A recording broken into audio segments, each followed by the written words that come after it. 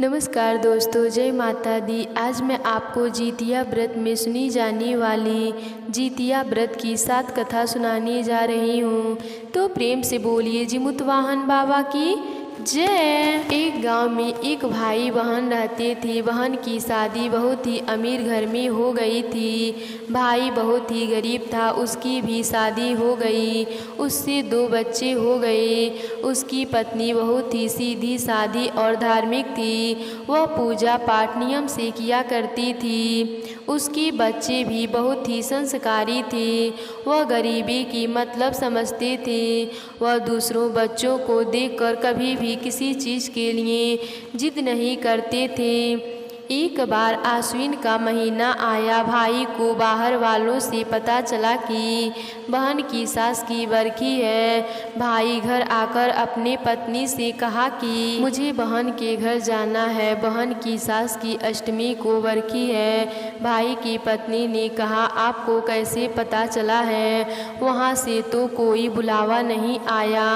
भाई बातों को छिपाते हुए कहा, अरे भाग्यवान, बुलावा आया था। जब मैं बाजार गया था तो वहीं एक आदमी आया था और वह वहीं से कहकर चला गया है। पत्नी ने कहा, आपको तो पता ही है कि अष्टमी के दिन जितिया का व्रत पड़ता है। आपको उसकी भी तो व्यवस्था करनी है। आखिर आप बहन के घर क्या लेकर जाएंगे? बहन के घर कुछ ले जाने के लिए कहाँ से व्यवस्था करेंगे?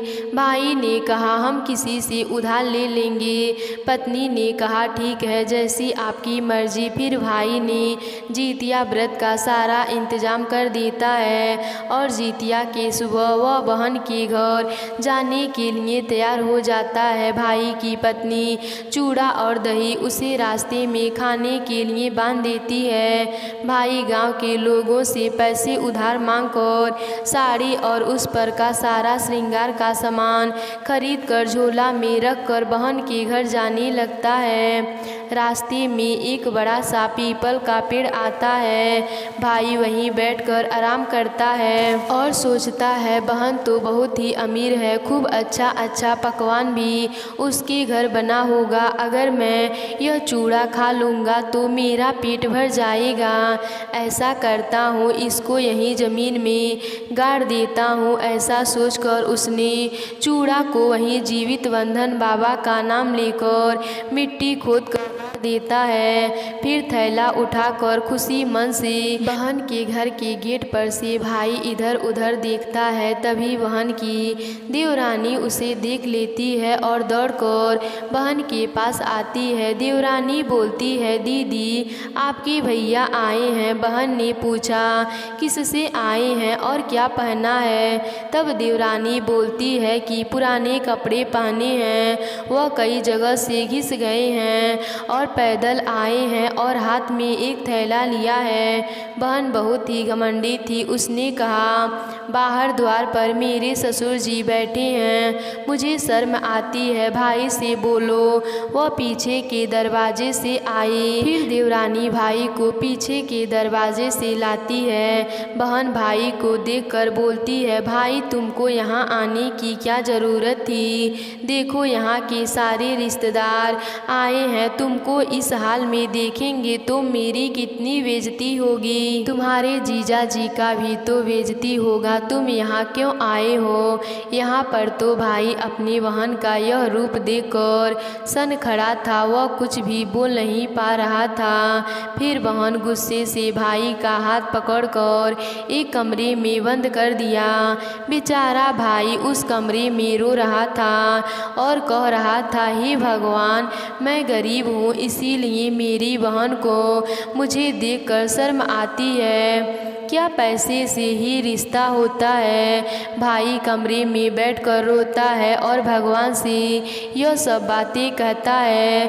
उसे पानी भी पीने को नहीं मिलता। बेचारा भूखा प्यासा था। एक तो अपने घर से पैदल आया था, रास्ते में भी उसने कुछ नहीं खाया। और बहन के घर में भी उसे एक लोटा पानी तक नहीं मिला। वह रो रो कर दरवाज़ा पीटता रहा, कोई दरवाज़ा खोल दो दरवाज़ा, मुझे अपने घर जाना है, मुझे नहीं रहना तुम्हारे घर। उसकी रुदन सुनकर देवरानी को दया आ गई और उसने दरवाज़ा खोल दिया। तब तक रात के 12 बज गए थे। वह किसी तरह अंधेरे में ही बहन के घर से भागा। बेचारा भूख प्यास से बेहाल, उस पर से उसकी बहन द्वारा बेइज्जती चांद की उजाली रात में चलता जा रहा था।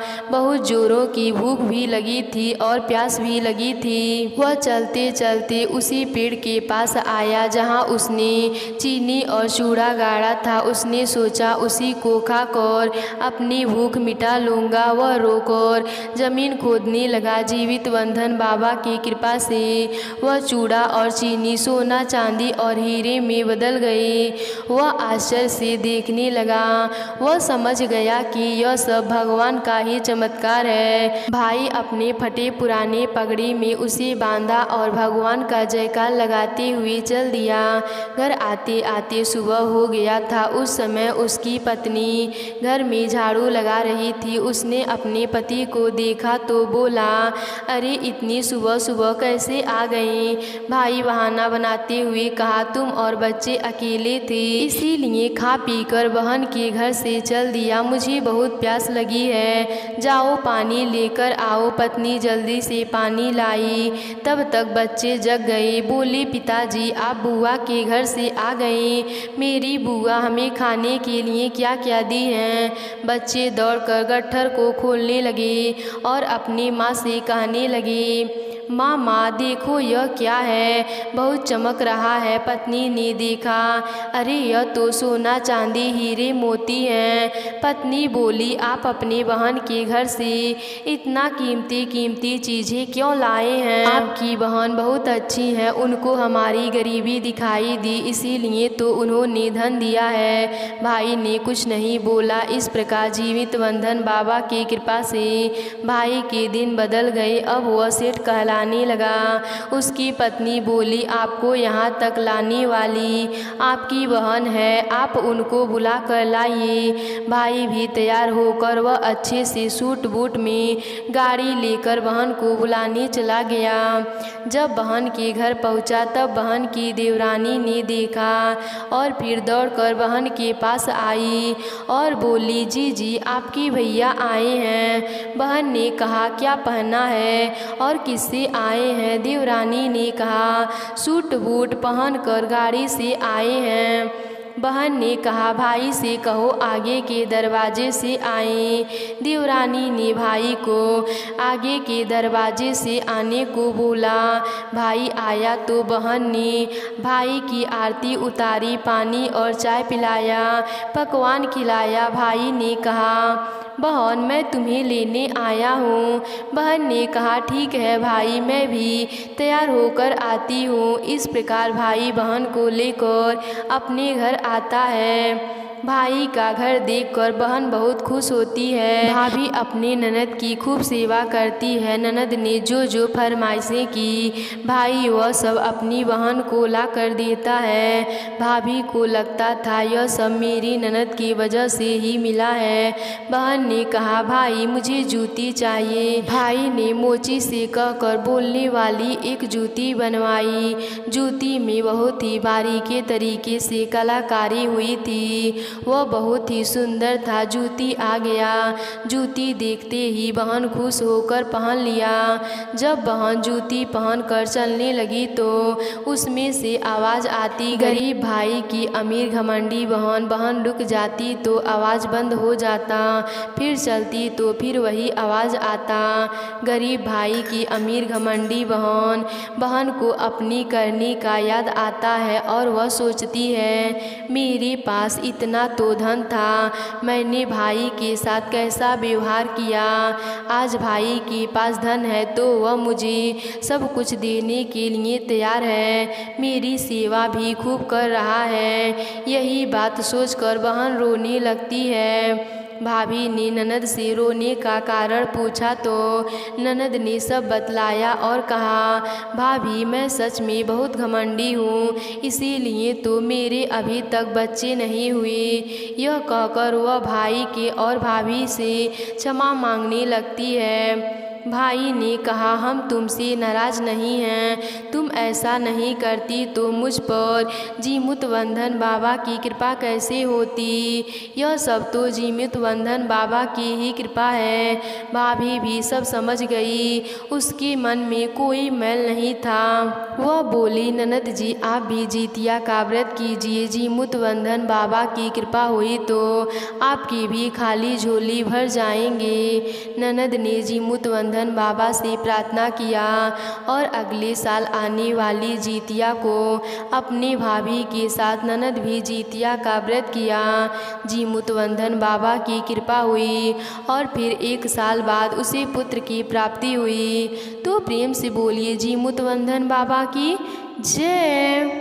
एक बार नैमिषारण्य के निवासी ऋषि ने संसार के कल्याण के लिए सूत जी से पूछा, हे सूत जी, कलयुग में लोगों के बालक किस तरह दीर्घ आयु होंगे, सो आप कहिए। सूत जी बोले, जब द्वापर युग का अंत और कलयुग की शुरुआत हुई उसी समय बहुत सी शोकाकुल की स्त्रियां आपस में सलाह किया कि क्या इस युग में माता के जीवित रहते ही पुत्र मर जाएगा। जब वह आपस में निर्णय नहीं कर सकी तब सभी गौतम ऋषि के पास पूछने के लिए गईं। जब उनके पास पहुंची तो उस समय गौतम जी अभद्र के साथ बैठे हुए थे। उनके सामने जाकर उन्होंने मस्तक को झुकाकर उन्होंने प्रणाम किया। दंततर स्त्रियों ने पूछा, हे प्रभु, इस कलयुग में लोगों के पुत्र किस तरह से दीर्घ आयु होंगे, इसके लिए कोई उपाय हो या तप हो तो बताइए। इस तरह उनकी बात सुनकर गौतम जी बोले, आपसे मैं वही बात कहूँगा जो मैंने पहले से सुन रखी है।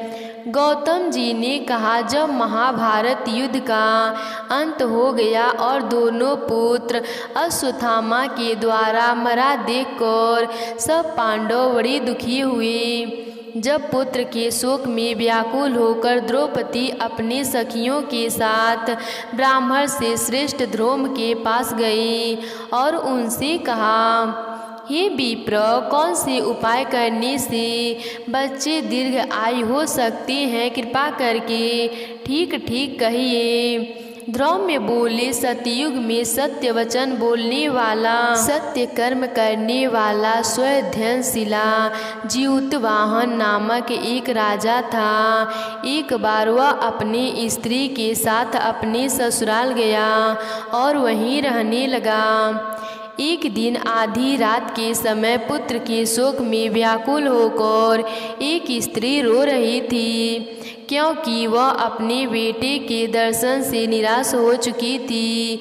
उसका पुत्र मर चुका था। वह रोती हुई कहती है, हाय मुझ बुढ़िया माता के सामने मेरा बेटा मरा जा रहा है। उसका रोदन सुनकर राजा जीतवाहन का मानव हृदय काय उठा।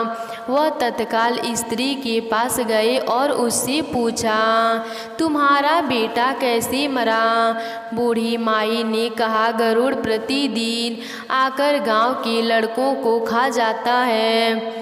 इस पर दयालु राजा ने पूछा, माता अब तुम रो मत, आनंद से बैठो, मैं तुम्हारे बच्चे को बचाने का यत्न करता हूँ। ऐसा कहकर राजा उस स्थान पर गया जहाँ गरुड़ आकर प्रतिदिन मांस खाया करता था। उसी समय गरुड़ भी उस पर टूट पड़ा और राजा के शरीर का मांस खाने लगा। जब आदित्य गरुड़ राज ने राजा का बायां अंग खा लिया तो झटपट राजा ने अपना दाहिना अंग फिर कर गरुड़ के सामने कर दिया।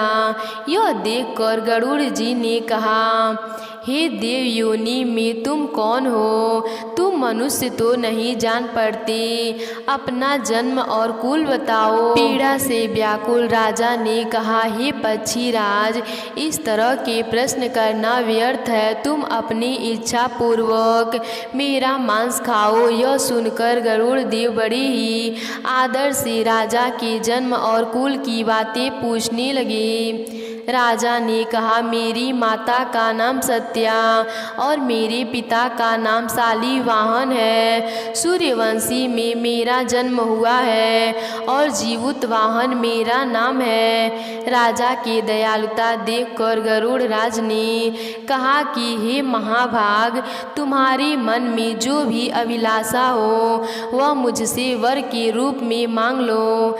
राजा ने कहा, हे पक्षीराज, यदि आप मुझे वर देना चाहते हैं तो यह वर दीजिए कि आपने अब तक जितने प्राणियों को खाया है वह सब जीवित हो जाएं। हे स्वामी, अब से आप यह बालकों को न खाया करें और कोई ऐसा उपाय बताएं कि जो जहाँ भी उत्पन्न हो वह लोग बहुत दिनों तक जीवित रहें। पक्षीराज ने राजा को वरदान देकर अमृत लेने के लिए नागलोक चले गए। वहाँ से अमृत लाकर उन्होंने उन मरे हुए मनुष्य की हड्डियों पर बरसाया। ऐसा करने से सब लोग जीवित हो गए जिनको पहले गरुड़ देव ने खाया था। राजा के त्याग और गरुड़ देव की कृपा से उस गांव वालों का संपूर्ण कष्ट दूर हो गया। उस समय राजा के शरीर की शोभा दुगनी हो गई। राजा की दयालुता देखकर गरुड़ ने फिर कहा, मैं संसार के कल्याण के लिए एक और वरदान देता हूँ। आज आश्विन कृष्ण सप्तमी और अष्टमी तिथि है। आज ही तुमने यहाँ की प्रजा को जीवन दान दिया है। हे वत्स, अब से यह दिन ब्रह्म भाव को हो गया है। जो मूर्ति वेश में विभिन्न नामों से विख्यात है वही त्रिलोक से पूजित अमृत प्राप्त करने के अर्थ में जीवित पुत्रिका कहलाएगा। सो इस तिथि को जो स्त्रियां जीवित पुत्रिका और कुश की आकृति बनाकर तुम्हारी पूजा करेंगी तो 3 दिनों उनका सौभाग्य बढ़ेगा और वंश की बढ़ोतरी होती रहेगी। हे महाभाग, इस विषय में विचार करने की कोई आवश्यकता नहीं है। हे राजन, सप्तमी से रहित और उदया तिथि के अष्टमी को व्रत करें, यानी सप्तमी जिस दिन हो उस दिन व्रत न करें। सुबह अष्टमी को व्रत करें और नवमी को पारण करें। यदि इस पर ध्यान न दिया तो फल नष्ट हो जाएगा और सौभाग्य तो अवश्य ही नष्ट हो जाएगा। जीमूतवाहन को इस तरह का वरदान देकर गरुड़ वैकुंठ धाम को चले गए। राजा भी अपने पत्नी के साथ अपने नगर को वापस चले आए। द्रौपदी से कहते हैं, हे देवी, मैंने यह दुर्बल व्रत तुमको बतला दिया। इस व्रत को करने से बच्चे दीर्घ आयु होते हैं। हे देवी, तुम भी यह व्रत विधि पूर्वक करो, तुम्हें भी अच्छे फल की प्राप्ति होगी। द्रौम ऋषि की बात सुनकर द्रौपदी के हृदय में एक प्रकार का कौतूहल उत्पन्न हुआ और पूर्ववासिनी स्त्रियों को बुलाकर उनके साथ यह उत्तम व्रत किया। गौतम जी ने कहा, इस व्रत की महिमा को और इसके प्रभाव को एक चील ने सुन लिया और अपने सखी सियारन को बताया। इसके बाद पीपल वृक्ष की शाखा पर बैठकर उस चील ने और पीपल के खोखर में बैठकर सियारन ने यह व्रत किया। फिर वही चील किसी उत्तम ब्राह्मण की मुख से यह कथा भी सुनी और पीपल के खोखर में बैठी हुई अपनी सखी को सुनाई। सियारन ने आधी कथा सुनी थी तो उसे भूख लग गई और वह उसी समय सौ से भरी हुई संसार में पहुंची। वहां उसने इच्छा भर मांस का भोजन किया और चील बिना कुछ खाए पिए रह गई। सवेरे वह गौशाला में गई और वहां गौ का दूध पिया। इस तरह नवमी को उसने पारण किया। कुछ दिन दिनों के बाद वह दोनों मर गई और अयोध्या में किसी धनी व्यापारी के घर जन्मी। संयोग से उन दोनों का जन्म एक ही घर में हुआ, जिसमें सियारन ज्येष्ठ हुई और चील छोटी बहन हुई। वह दोनों सभी सुलक्षणों से युक्त थे, इसीलिए बड़ी लड़की काशी राजा और छोटी लड़की मंत्री के साथ विधि पूर्वक ब्याही गई। पूर्व जन्म के कर्म फल से वह एक नैनी रानी हुई, लेकिन किसी संतान को उत्पन्न करती वह मर जाता और पूर्व जन्म की पालन को स्मरण करने वाली मंत्री की पत्नी ने 8 पुत्रों की माता बनी। सभी संतान तेजस्वी और बुद्धिमान हुए, साथ ही सभी जीवित भी थे।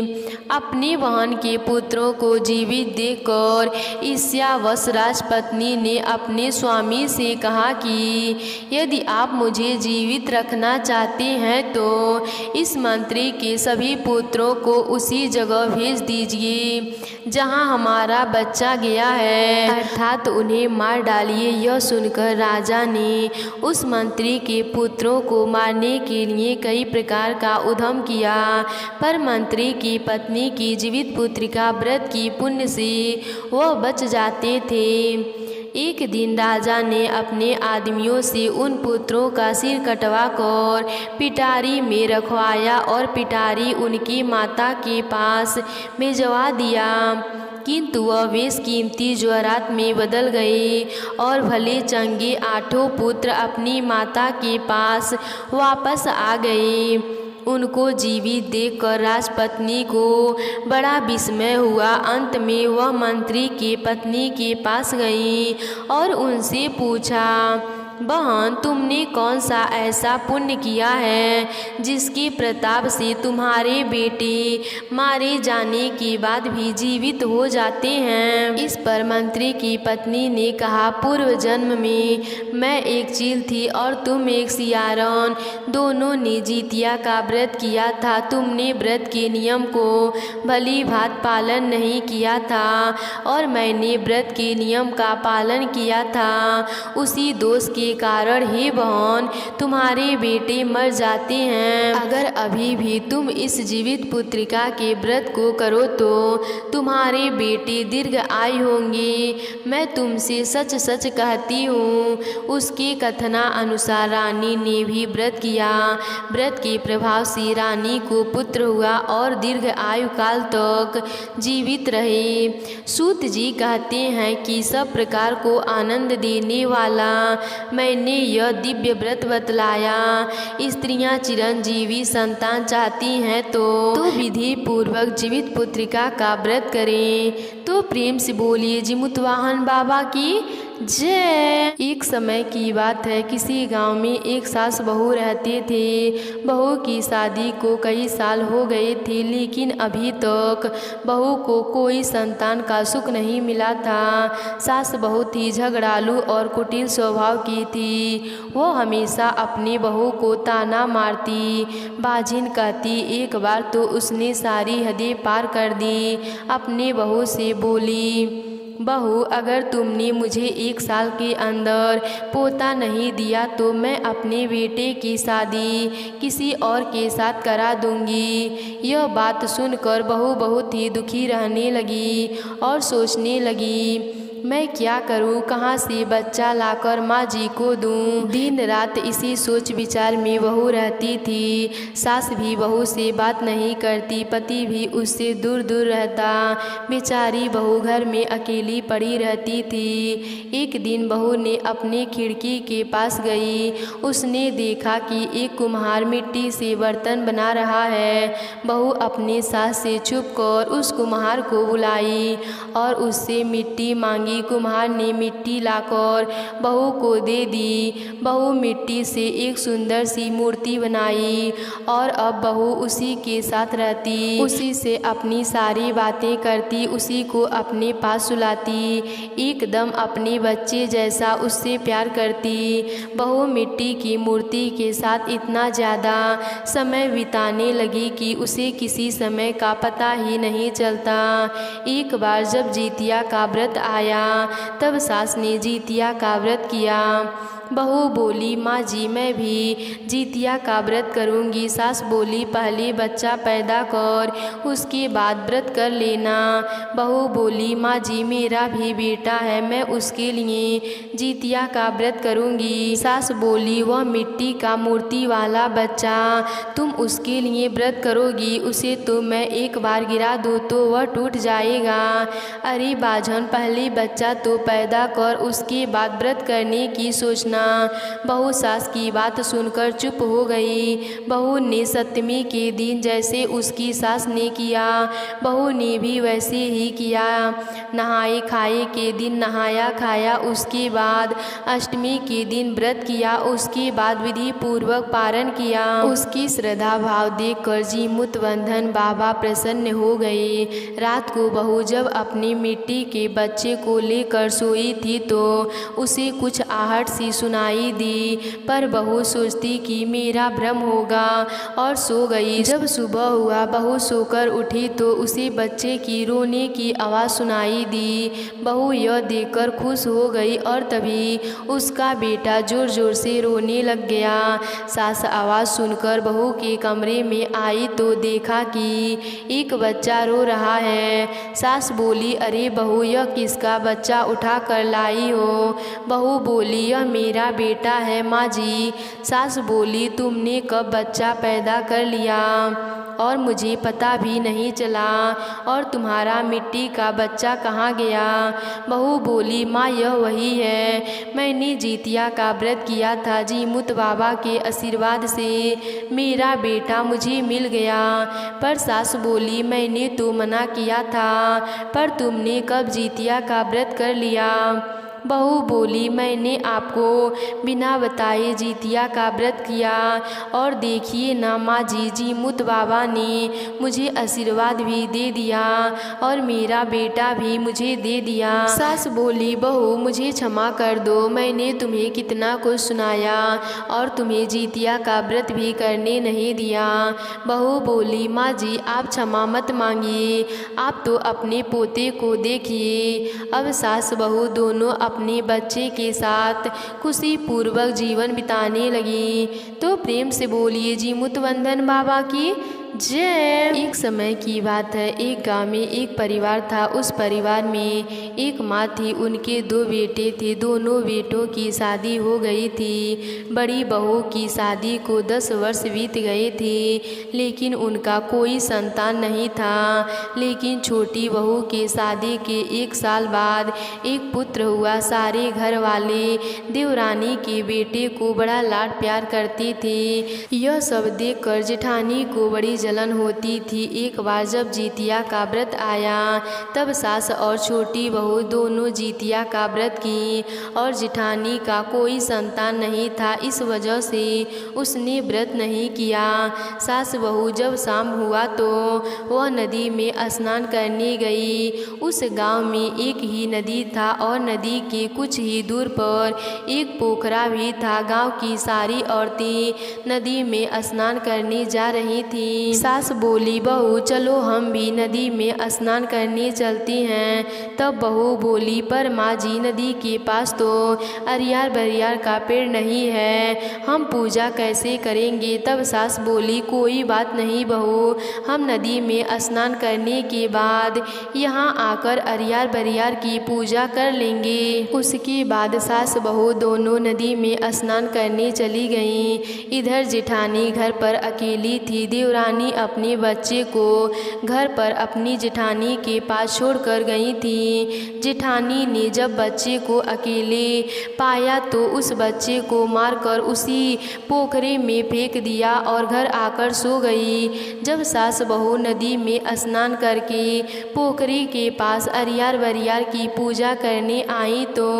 देखा कि पानी में कमल के फूल के ऊपर एक बच्चा सोया हुआ है। सास बोली देखो बहू, पता नहीं किसका बच्चा है, पानी में तैर रहा है। बहू बोली, माँ जी आप यहीं रहिए, मैं बच्चे को लेकर आती हूँ। बहू जब बच्चे को पानी में से निकालने लगी तो देखती है कि यह तो मेरा ही बेटा है। वह चिल्लाकर बोली, माँ जी यह तो मेरा ही बेटा है, पर यहाँ कैसे आ गया?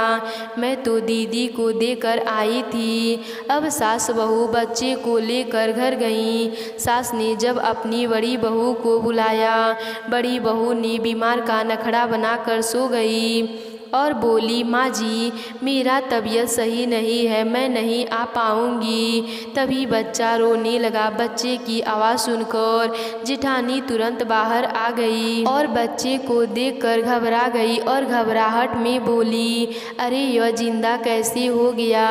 मैंने तो इसे मार डाला था और पोखरे में फेंक दिया था। यह बात सुनकर सास और पति को गुस्सा आ गया और वह दोनों उससे घर से निकल जाने को कहा। सास बोली, अरे पापीन, एक ही तो हमारे कुल का चिराग है, तुमने तो आज तक एक बच्चा पैदा भी नहीं किया है, तब भी हमने कुछ नहीं कहा, और आज जब एक बेटा हुआ है हमारे वंश को आगे बढ़ाने के लिए तो तुमने उसे भी मारने की कोशिश की।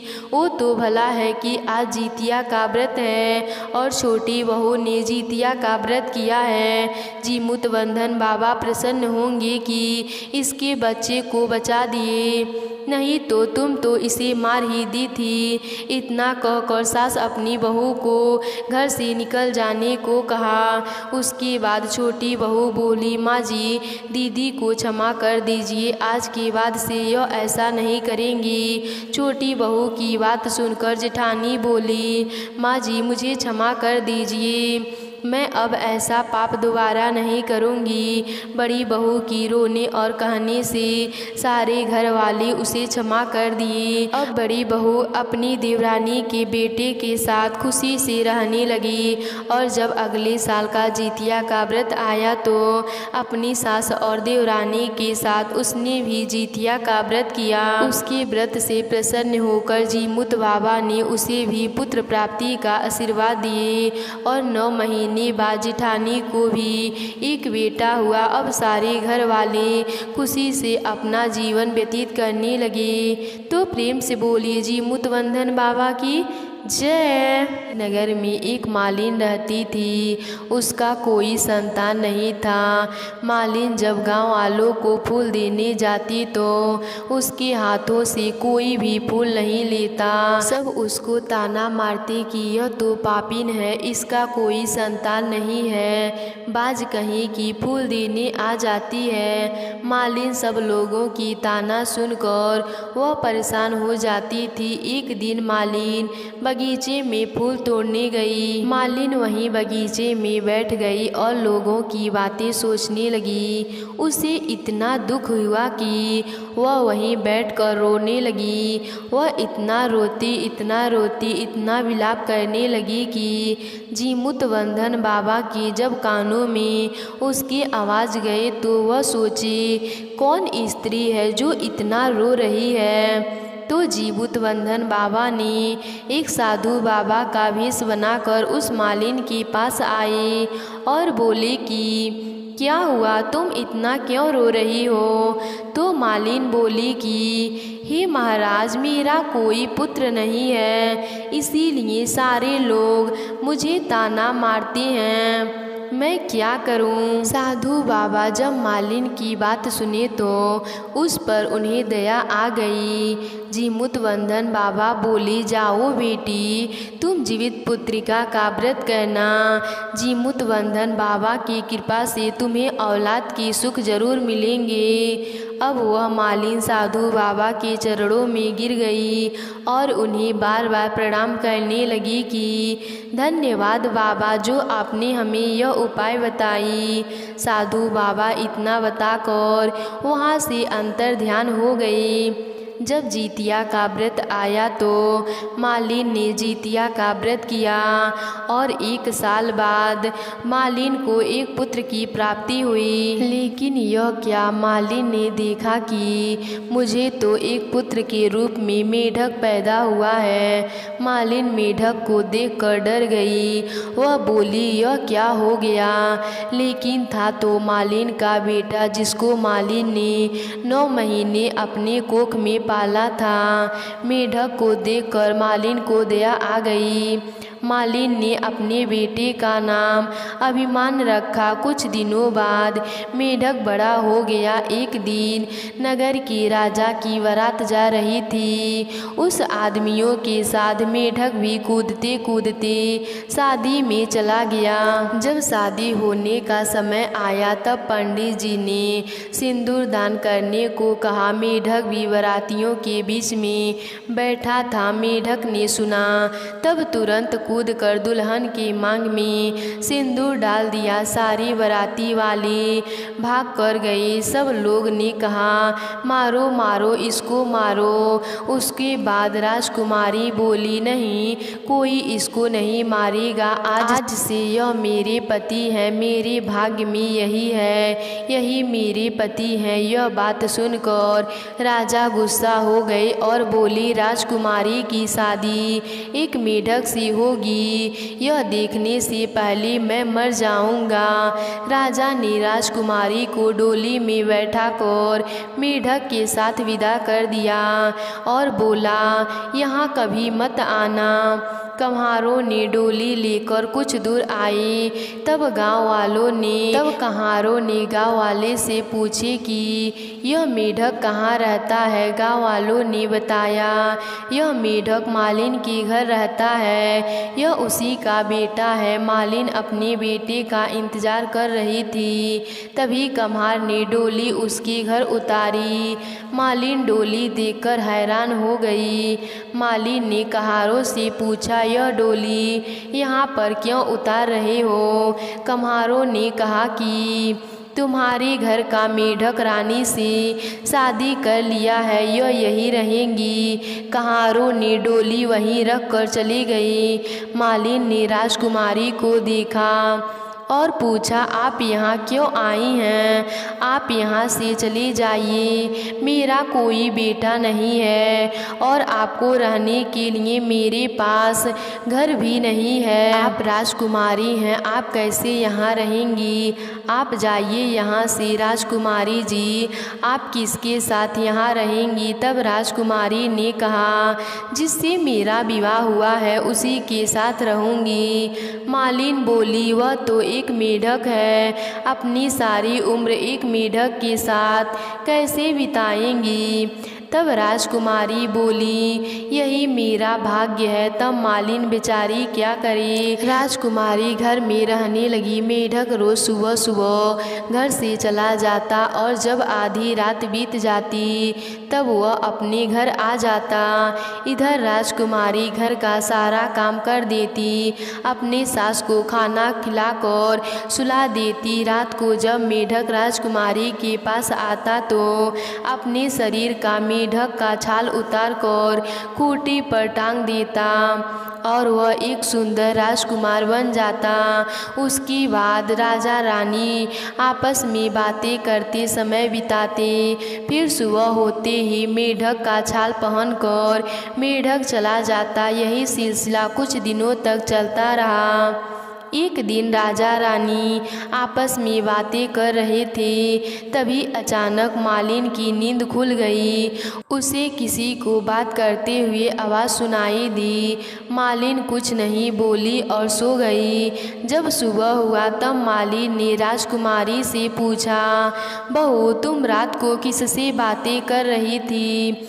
बहू बोली, मैं किसी से बातें नहीं कर रही थी, मैं भगवान से बातें कर रही थी। मालिन बोली, नहीं बहू, भगवान से बातें नहीं कर रही थी, किसी आदमी की आवाज़ सुनाई दे रहा था। बहू बोली, नहीं माँ जी, मैं किसी से बातें नहीं कर रही थी। मालिन चुप हो गई और अपना काम करने लगी।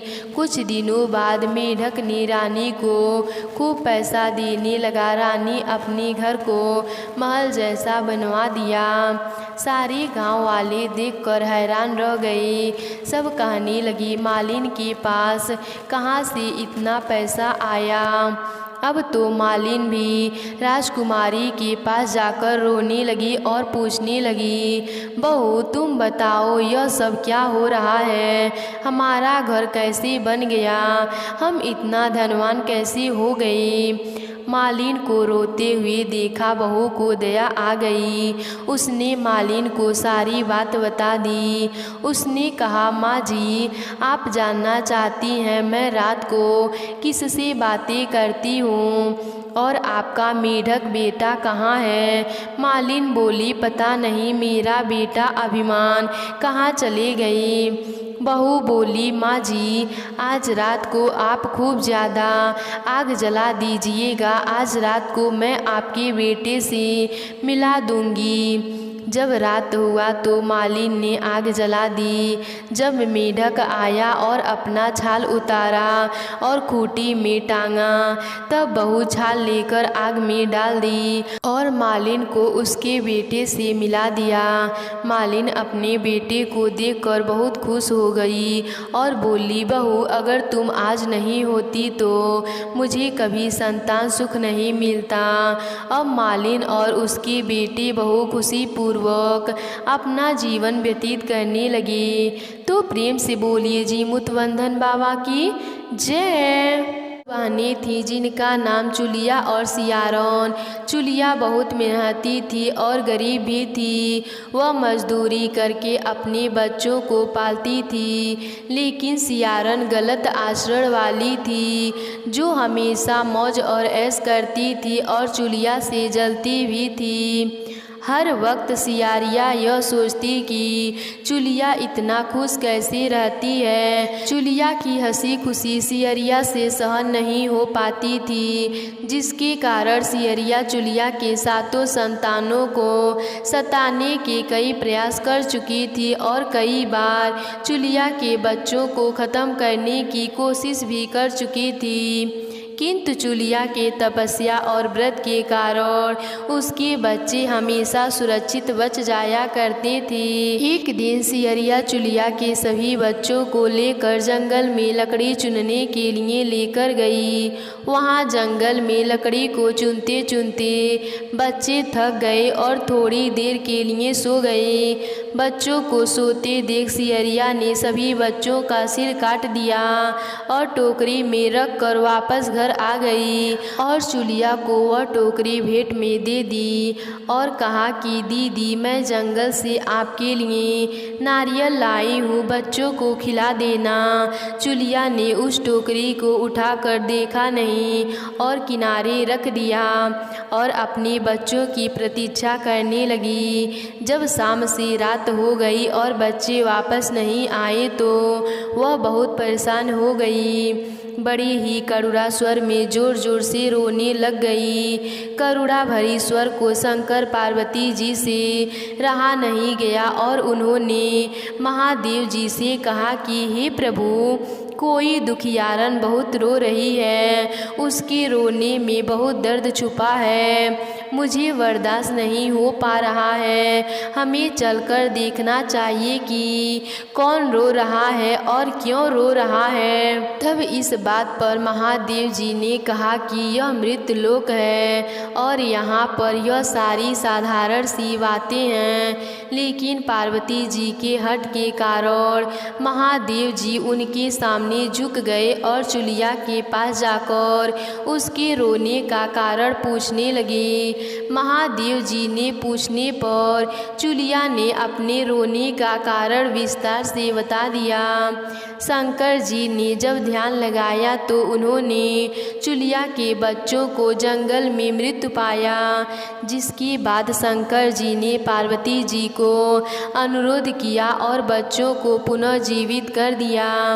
बच्चे नींद से उठकर मौसी को ढूंढ रहे थे, किंतु मौसी वहाँ नहीं मिली। बच्चे डर कर घर आ गए और मौसी के सारे कार्य माँ के सामने बता दिए।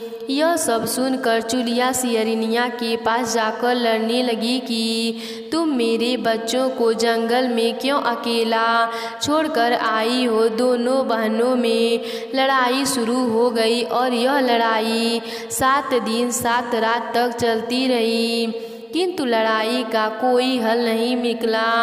जिसके बाद दोनों ने उस जंगल में एक तपस्वी को घटना सुनाई। घटना को सुनने के बाद तपस्वी ने दोनों को आदेश दिया कि तुम दोनों जाकर पास में खेल रहे बच्चों को बाल से पकड़कर घसीटते हुए मेरे पास लेकर आओ। उसके बाद मैं निर्णय करूँगा। चुलिया बच्चों की माँ थी, उससे बच्चों की पीड़ा देखी ना जा सकी। उसने महात्मा के वचनों का पालन नहीं किया, लेकिन सियरिनिया दौड़ती हुई गई और खेलते हुए बच्चों को बाल से पकड़कर खींच कर ले आई। जिसके बाद तपस्वी ने सियरिनिया को यह श्राप दिया कि हर जन्म में इसी प्रकार तू सदैव जलती रहेगी और दुखी होती रहेगी। जो महिला किसी बच्चे की पीड़ा और माँ की ममता को नहीं जानती, जीवन भर धरती पर दुख भोगने के अलावा और कुछ नहीं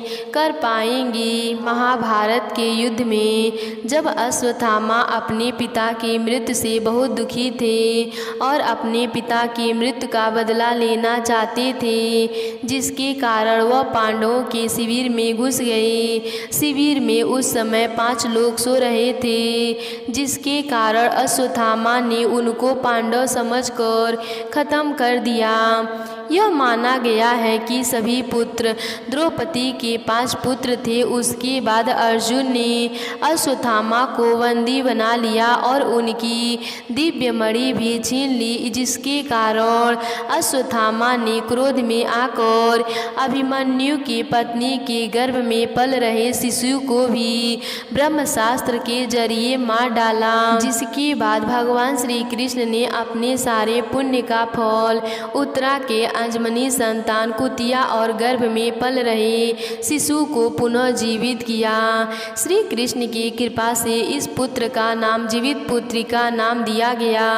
तब से लेकर आज तक संतान की लंबी उम्र के लिए और उनकी मंगल कामना के लिए हर साल माताएं जितिया का व्रत या जीवित पुत्रिका का व्रत रखती हैं और परंपरा के साथ उन्हें पूरा भी करती हैं। तो प्रेम से बोलिए जीवित पुत्रिका की जय, जिमुतवाहन बाबा की जय।